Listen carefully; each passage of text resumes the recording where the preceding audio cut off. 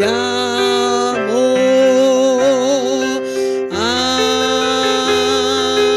Amém.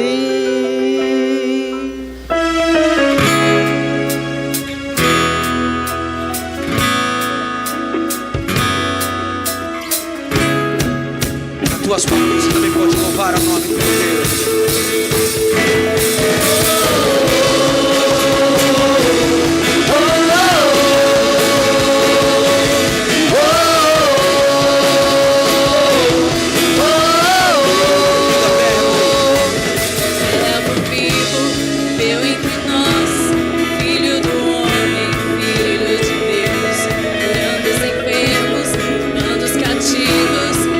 Chegado o reino de Deus.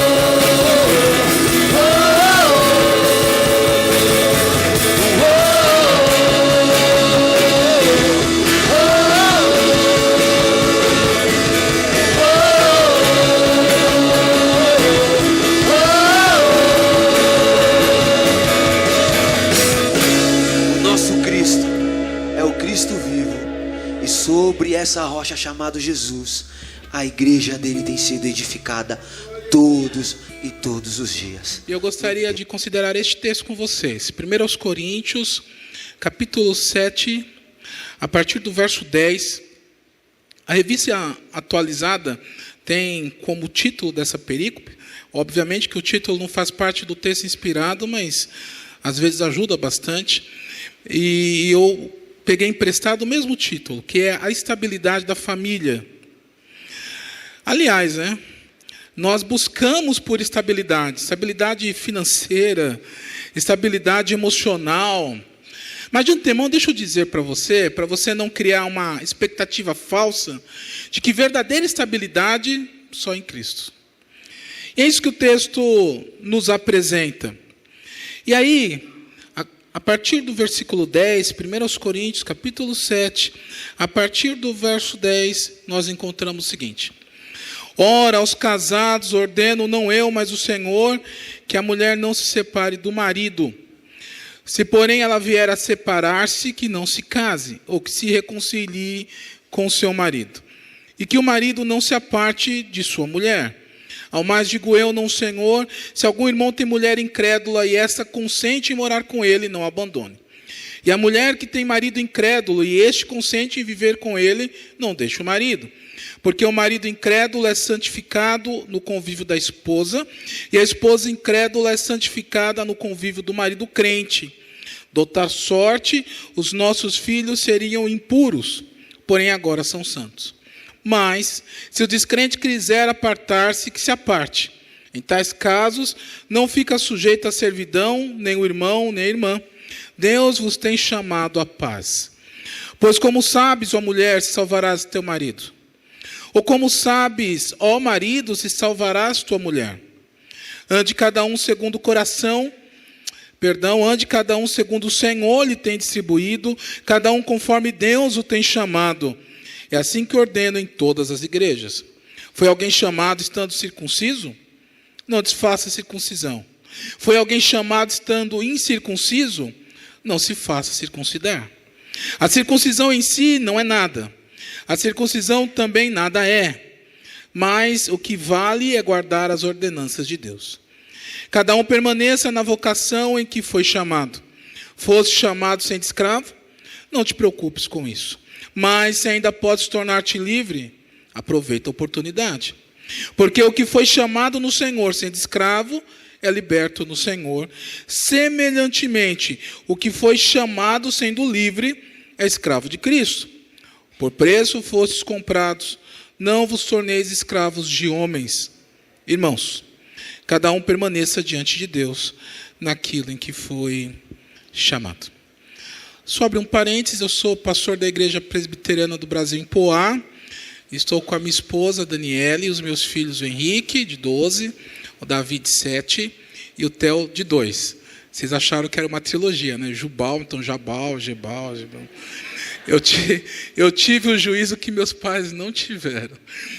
Mas vamos lá. Não há nada melhor que o casamento.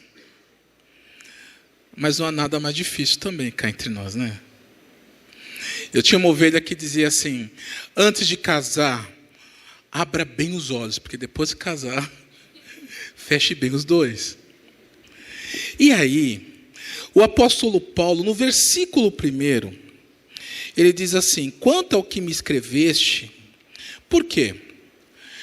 Porque os corintianos lá do passado, lá do primeiro século, tinham feito várias perguntas sobre casamento para o apóstolo Paulo. E aí, ele começa no capítulo 7 a responder essas questões. Bom, Paulo era um celibatário, pelo menos penso eu, ou vivia como tal. Disso ninguém discute. E aí, apesar da sua condição de celibatário, e cá entre nós, Paulo não faria o que fez se ele não fosse solteiro. Ele fala da sua condição, mas ele mostra que casar é uma bênção, que casar é uma dádiva. E aí, após ele falar sobre isso, ele então, a partir do verso 10, fala que a verdadeira estabilidade da família está em Cristo. Jesus é o verdadeiro alicerce. É Jesus quem nos fortalece. É Jesus quem nos une. Casar é uma dádiva dos céus. Aliás, eu costumo dizer que homem e mulher foram feitos diferentes, mas ambos foram feitos à imagem e semelhança do Senhor. Os homens refletem alguns aspectos da imagem de Deus. As mulheres refletem outros aspectos da imagem de Deus. E juntos, casados, nós refletimos melhor a imagem do Senhor. Nós louvamos melhor o Senhor. Nós nos ajudamos a ser mais crentes. Casar é bom. Casar é preciso. Casar é necessário. E a verdadeira estabilidade da família está em Cristo Jesus. Essa é a grande ideia. Se você sair daqui com isso em mente, eu vou ficar feliz. Eu não gosto de fazer ninguém repetir, mas dá para repetir essa frase só? É assim, ó, a verdadeira estabilidade da família está em Cristo. Vamos lá? A verdadeira estabilidade da família está em Cristo. Eita, até arrepiou. E aí, diante disso, eu quero trabalhar alguns conceitos com vocês. Primeiro conceito. O primeiro conceito é o da indissolubilidade. Palavrinha difícil, deixa eu ver. Indissolubilidade. Esse é o primeiro conceito. O casamento é indissolúvel. Hoje é tudo descartável, né? Até o copinho da ceia virou descartável. E aí, quebra o celular. Bom, o meu filho do meio pegou o celular da mãe e ele quis dar um banho no celular. Que menino mais bonzinho, eu fiquei tão feliz. Higiênico, não. Dá um banho no celular, se leva para o conserto. Compensa consertar? Não. Tem que comprar outro. Não chore, viu? A gente compra. Não, já providenciamos. Enfim. É tudo descartável. Essa é a sociedade em que nós vivemos. Mas o casamento não. Porque os conceitos do mundo mudaram, mas os conceitos escriturísticos não. O mundo pós-moderno traz os seus pressupostos, mas os pressupostos das Escrituras são os mesmos. Os mesmos. E a palavra de Deus traz essa ideia da indissolubilidade da família. Ó, saiu até bonitinho agora. E aí, voltando para o capítulo 7, no verso 10, é dito assim: ora aos casados. O tempo no grego, aqui no original, dá a ideia de casamentos estáveis. Paulo estava se referindo a gente madura que estava casada há muito tempo, casamentos já duradouros, provados, reconhecidos pela sociedade. Mas ele termina: ora aos casados, ordeno, não eu, mas o Senhor, que a mulher não se separe do marido. Espera aí. É isso mesmo? Talvez você tenha uma outra versão, mas dá uma olhadinha aí. Não vai mudar muita coisa. Olha o que diz o texto. Vou ler novamente. Ora aos casados, ordeno, não eu, mas o Senhor. Espera aí. A Bíblia não é inspirada? Sim? Mas o texto fala que Paulo diz, olha, ordeno eu, não o Senhor. Espera aí. Eu sei que toda a Escritura é inspirada, então este trecho é inspirado também, certo? Mas digamos que Paulo, na sua ignorância, ou na sua ingenuidade, ele achava que não era inspirado, então. Será que é isso? Também não. Deixa eu te dar um dado bem importante, interessante. Mais de 30% do Novo Testamento é citação do Antigo. Às vezes nós achamos que todo o processo de inspiração se dava meio que no êxtase, né? O sujeito era tomado do Espírito Santo e saía escrevendo. Não necessariamente. Parte do processo de inspiração das Escrituras se dava através de pesquisa. Se a Bíblia fosse escrita conforme as regras da ABNT, para os estudantes de plantão, teria um monte de nota de rodapé. Um monte. Há várias citações. O que Paulo está dizendo aqui, quando ele afirma, aos casados ordeno não eu, mas o Senhor, é o seguinte, olha, o que eu estou dizendo não é citação. O Senhor não ordenou em outro texto. É revelação nova. É isso que Paulo está dizendo. E o que é que ele diz? Que a mulher não se separe do marido. Mas como assim? Isso parece ser tão óbvio, tão certo. E ele continua no verso 11. Se, porém, ela vier a separar-se, que não se case, ou que se reconcilie com seu marido, e o marido não se aparte de sua mulher. Paulo está citando as palavras do Senhor Jesus Cristo, registradas por Mateus, lá no capítulo 5, verso 32, assim como no capítulo 19, verso 9, quando ele escreveu, eu, porém, vos digo, qualquer que repudiar sua mulher, exceto em caso de relações sexuais ilícitas, a expõe a tornar-se adúltera, e aquele que casar com a repudiada, comete adultério. Que a mulher não se separe do marido. Pois bem, nos evangelhos, Jesus fala para o homem não repudiar a mulher. E aqui é dito para que a mulher não repudie o homem. A ideia é a mesma, ele só inverteu a ordem, percebe? Porque era muito comum os judeus despedirem as suas esposas por qualquer coisa. Mas nesse mundo do primeiro século greco-romano, lá em Corinto, já tinham as mulheres empoderadas. E aí, não eram mais os homens que despediam as mulheres. Agora as mulheres estavam despedindo os homens. E Paulo, então, inverte a situação. E olha que interessante, ele não inverte um princípio bíblico. Ele inverte a ordem do argumento, sendo muito específico, cirúrgico, preciso na sua colocação e na sua aplicação. O ponto é que o casamento, ele pode ser dissolvido, ele pode ser rompido em caso de adultério, mas não quer dizer que deve. Ele pode. Isso só mostra que até que a morte nos separe, deve ser uma realidade. Para você, meu irmão, para você, minha irmã, para você que ainda sente frio na barriga, borboleta na barriga, que não seja gases, claro. Para você que ainda está apaixonado por ele, por ela, para você que passa por crises, por dificuldades.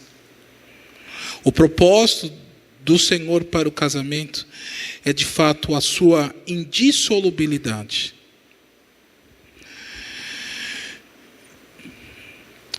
Então, nós estamos diante de um princípio bíblico muito importante e que precisa ser observado. O ponto é que amor é muito mais do que sentimento. É sentimento também. Mas amor na Bíblia, na verdade, é um verbo a ser conjugado. Nós mostramos que amamos à medida que nós demonstramos esse amor. Amar é agir. Amar é prestigiar. Amar é suportar. Suportar nos dois sentidos, né? Perguntaram para um grande pregador se ele havia tido crise no casamento, se alguma vez na vida ele havia pensado em se separar. Aí ele respondeu, olha, separar não, mas matar algumas vezes. Mas suportar não só nesse sentido, amar é suportar dando suporte, que é o princípio bíblico. Então, conjugue. Eu amo, tu amas, ele ame. Amor não é comercial de margarina. Amor é ação. Amor é compromisso. E esse é o princípio da indissolubilidade. Porque o casamento é um compromisso assumido com alguém, mas é um compromisso, acima de tudo, assumido com o Senhor Deus. Mas há um segundo princípio. O verso 12 diz assim: aos mais digo eu, não Senhor, de novo.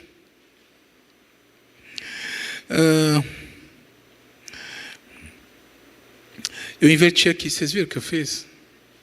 Que eu inverti? O pastor já ia me corrigir nessa manhã. No verso 10, ele diz que é Deus que fala. Agora sim, no verso 12. Olha, agora não é Deus, sou eu. Mas não é exatamente. A ideia é que ele estava falando não baseado em revelação antiga, mas em revelação nova. Está claro isso? Está claro? Mas claro que eu. Então, Paulo estava sendo inspirado, certo? Mas é revelação nova, é isso que ele está querendo dizer. Eu inverti aqui a ordem sem querer. É o cansaço da estrada. Mas, olha o que diz o verso 12.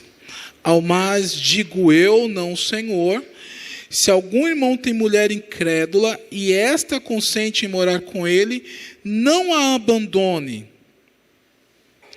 E esse é o segundo princípio, que é o princípio da santificação. Casamento misto sempre foi proibido ao longo de toda a Escritura. Casamento entre crentes e não crentes. Pessoas que não comungam da mesma fé. Só que os coríntios, eles eram muito extremados, 880. A igreja de Corinto, ou os irmãos em Corinto, parece contraditório, mas eles eram conhecidos por sua carnalidade. Porque eles diziam, para justificar os seus pecados, que aquilo que nós pensamos e cremos não tem nada a ver com aquilo que nós fazemos. Mas é possível desassociarmos uma coisa da outra? A Bíblia nos ensina que nós conhecemos a árvore pelo fruto. Então os coríntios justificavam a sua carnalidade dessa forma. Mas eles iam desse extremo ao outro. Qual é o outro? Tá bom, casamento misto é pecado. Então 2 pessoas não crentes. Uma se convertia. Aí a que se convertia dizia: olha, pode ir embora, que agora eu sirvo o Senhor Jesus. Um absurdo. Uma falta de maturidade. Se solteiro, procure um crente, mas se casado e convertido depois é uma outra situação. Então, o apóstolo Paulo, em nome do Senhor, ele regulamenta, ele tenta consertar essa situação, dizendo assim: olha, se você se converteu e seu marido não, então santifique o seu marido, abençoe o seu marido através da sua fé, através de uma boa conduta, através da sua consagração e serviço. E esse é o segundo conceito. Se o primeiro conceito é o da indissolubilidade, o segundo conceito é o da santificação. E a ideia de santificar o marido, ou estar com ele e santificá-lo, é uma ideia de continuidade na alegria e na doença, na pobreza e na riqueza, às vezes na pobreza e na pobreza mesmo. É assim. Porque nós servimos a Deus não apenas quando estamos reunidos no culto público ao redor da palavra do Senhor.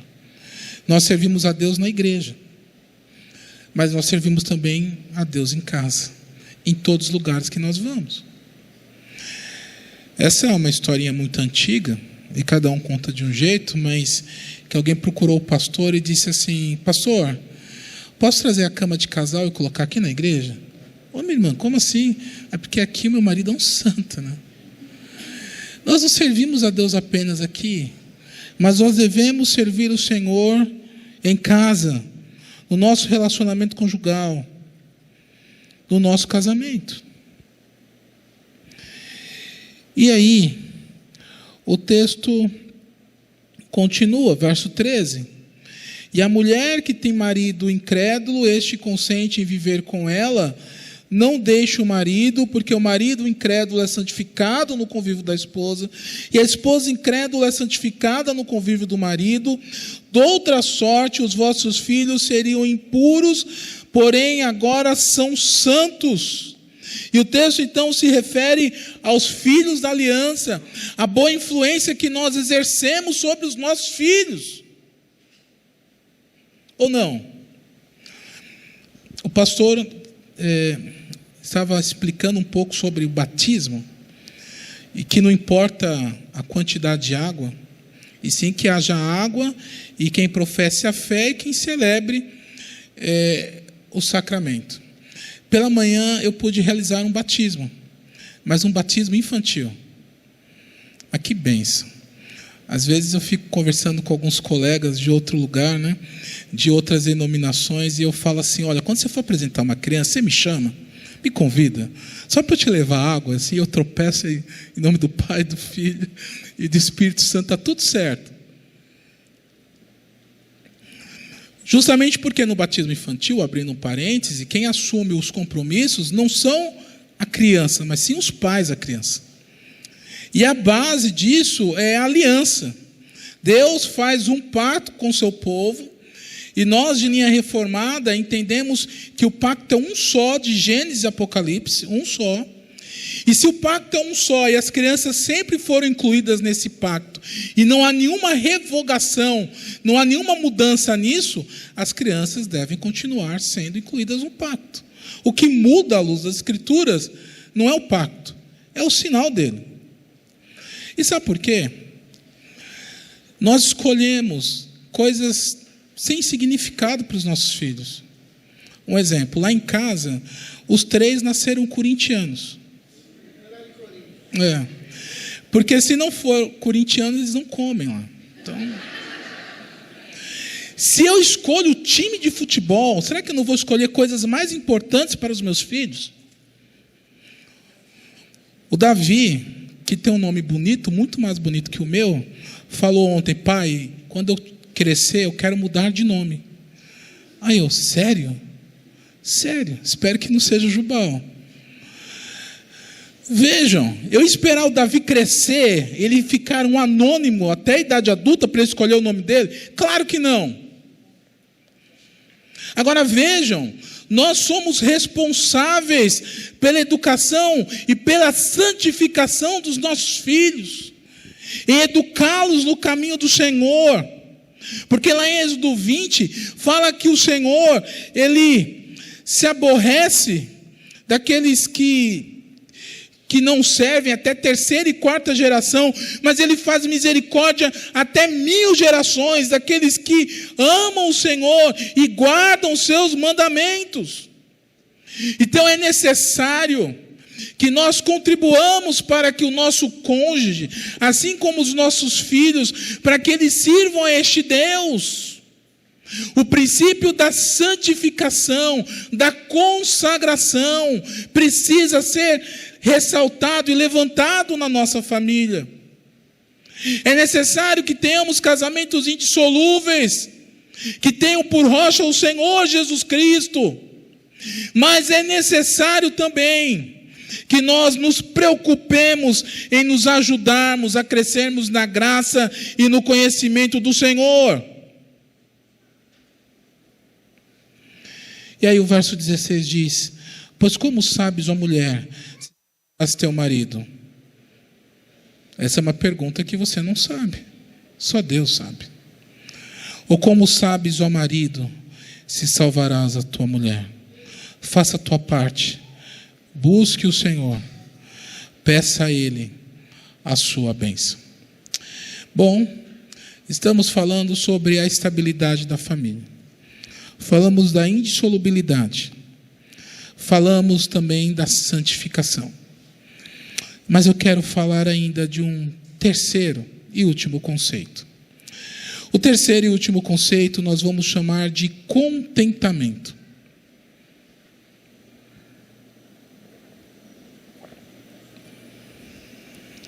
Você está contente? Tem uma canção que diz assim, você conhece? Dê um sorriso, conhece? Sorriso aberto, um sorriso certo, cheio de amor. Dê um sorriso só, sorriso aberto, um sorriso certo, cheio de amor. Quem tem Jesus gosta de cantar, está sempre sorrindo, mesmo quando não dá. Tropeça aqui, cai a cola, mas de novo levanta. Agora, cá entre nós, é sempre assim? Você bate a porta no seu dedão e está sempre cantando. Não é sempre assim, claro que não. Eu diria que a nossa vida ela está mais repleta de frustrações do que vitórias, muitas vezes. Mas é interessante que, apesar disso, apesar das tristezas, nós ainda devemos buscar contentamento. Você não está sorrindo sempre, porque é o momento de chorar e o momento de sorrir. Mas o contentamento, isso precisa existir. E do que eu estou dizendo? Olha o que diz o verso 17. Ande cada um segundo o Senhor lhe tem distribuído, cada um conforme Deus o tem chamado. É assim que ordeno em todas as igrejas. Se você está solteiro, bom, busque casamento, mas a não ser que você seja um celibatário, exemplo de Paulo. Se você está casado, louve o Senhor por isso. Se seu marido ainda não se converteu, ou se sua esposa ainda não... Enfim, Deus tem um propósito para cada pessoa, para cada família. E muitas vezes nós invejamos o que é o do outro, porque a grama do vizinho é sempre mais verde. Lembra aquele personagem humorístico, mas eu queria tanto isso, assim, cresce o zoião? Porque o carro dele, o emprego dela... Não é assim? Mas o Senhor tem bênçãos diferentes e lutas diferentes. Então se contente. E aí o verso 20 diz: cada um permaneça na vocação em que foi chamado. Mas que Deus te arrume um marido logo. E o verso 24 ainda: irmãos, cada um permaneça diante de Deus naquilo em que foi chamado. Cada um tem lutas diferentes, cada casal tem dificuldades diferentes. Alguns têm problemas financeiros, outros problemas de saúde, outros de temperamento, outros a infertilidade, enfim. Problemas da intimidade física, eu não sei. Mas todos nós temos problemas diferentes. E quando eu falo em contentamento, não é não buscarmos em melhorar, não é crescermos, não é não resolvermos os problemas, mas é em meio à luta, entendermos que o Senhor tem nos abençoado mesmo assim. O Senhor é meu pastor, diz o Salmo 23, verso 1. O Senhor é meu pastor, e de nada eu sentirei falta. Na verdade, o Senhor é meu pastor e nada me faltará. Mas essa é uma possível tradução. E é necessário que nós busquemos o Senhor nesse sentido. E que louvemos o Senhor dessa forma. E aí o verso 18 diz: foi alguém chamado estando circunciso? Não desfaça a circuncisão. Foi alguém chamado estando incircunciso? Não se faça circuncidar. A igreja em Corinto era repleta de de judeus e gentios. É engraçado, né? Gentil, parece que é uma pessoa assim, educadinha, né? O que é um gentil? Tem um teólogo chamado Kiko, conhecem o Kiko? Lá do Chaves? Que fala assim, gentalha, não é? É isso, gentil é gentalha, é gente desprezada, marginalizada. E os que não eram judeus eram marginalizados por aqueles que eram. Mas a igreja estava numa nova fase. a fase da igreja universal, não é a universal do reino de Deus. A fase da igreja universal. O evangelho estava sendo pregado de uma forma muito mais intensa aos gentios, como nunca havia sido pregado antes. E aí, os judeus estavam vendo os gentios chegarem na igreja. Sabe aquela medida dos pés à cabeça? Assim? Essa irmãzinha, essa nova irmã vai me roubar lá o meu cargo na SAF. Sabe alguma coisa mais ou menos assim? Então, por quê? Porque os judeus tinham passado por todo o cerimonialismo do Antigo Testamento. E aí, o irmãozinho havia sido circuncidado, ele não admitia agora esse gentio. Ele tem que ser circuncidado também, não é? Eu fui, porque ele não? Porque conforme Colossenses 2, 16, 17, todo o cerimonialismo, parafraseando o texto, é sombra do que havia de vir, que é Cristo Jesus. Isso passou. E eles não entendiam aquilo. Sabe que ciumeira? Era esse o problema. Bom, meu irmão, você foi chamado no tempo da circuncisão, o outro não. Deus sabe a quem abençoa. Deus tem uma porção para cada um. E a sua família não é igual a do outro. Pode ser melhor, pode ser pior, mas cada um de nós temos lutas, e lutas bem diferentes. Pois bem, diante deste texto, nós podemos extrair algumas lições e alguns conceitos acerca da estabilidade na família. O primeiro é o da indissolubilidade. Então, empenhe a sua palavra. Aconteça o que acontecer. Peça ajuda. É por isso que nós vivemos uma comunidade, numa igreja cristã. Peça conselho. Procure o pastor. Procure o irmão. Peça oração. Nós precisamos ajudar uns aos outros. Mas um detalhe, viu?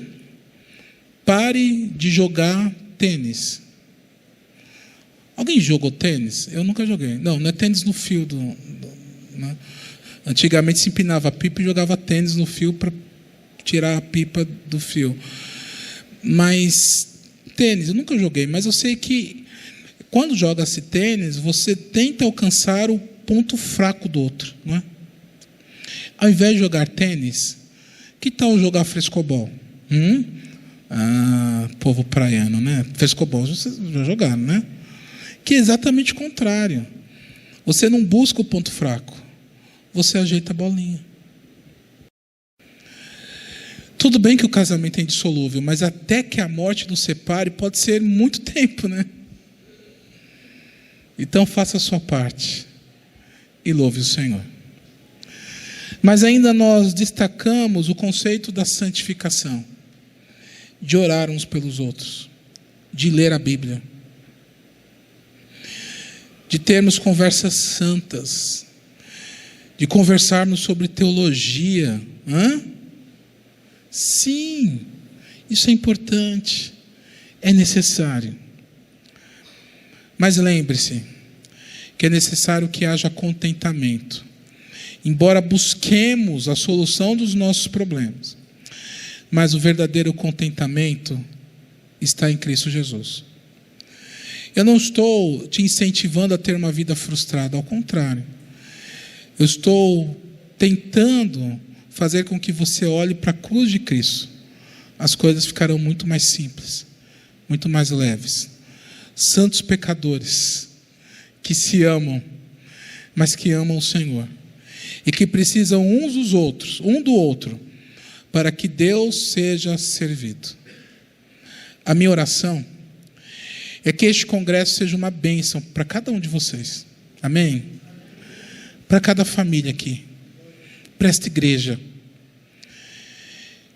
Que no final dessa semana, várias crianças sejam concebidas no louvor do Senhor. Para o louvor do Senhor.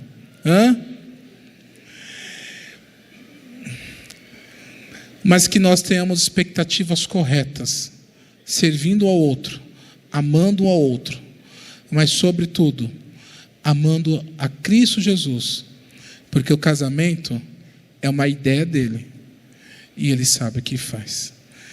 Que Deus nos abençoe. Amém. Oremos. Senhor, amado Pai, nós te agradecemos pela liberdade de culto e por este dia que é o seu dia.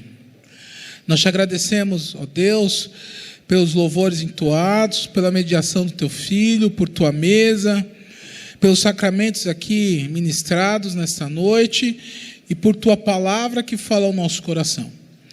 Nós te agradecemos pelo teu amor, ó Deus, ousado e gracioso amor que nos alcança dia após dia, a despeito daquilo que somos e fazemos.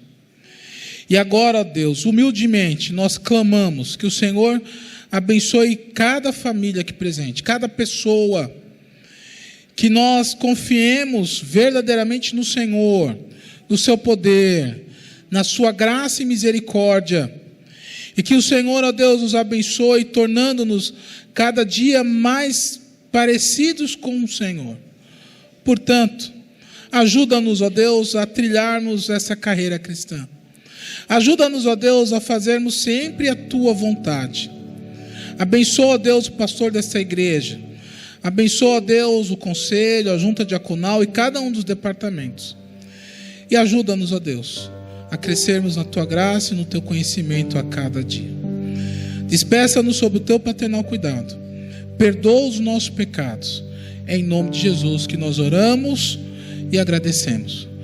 E agora que a graça do nosso Senhor e Salvador Jesus Cristo, o amor de Deus, o nosso eterno Pai, o ensino, a comunhão e as consolações do Espírito Santo estejam sobre todos vós aqui presentes e sobre o povo de Deus espalhado pela face da terra, hoje e para todos sempre. Amém.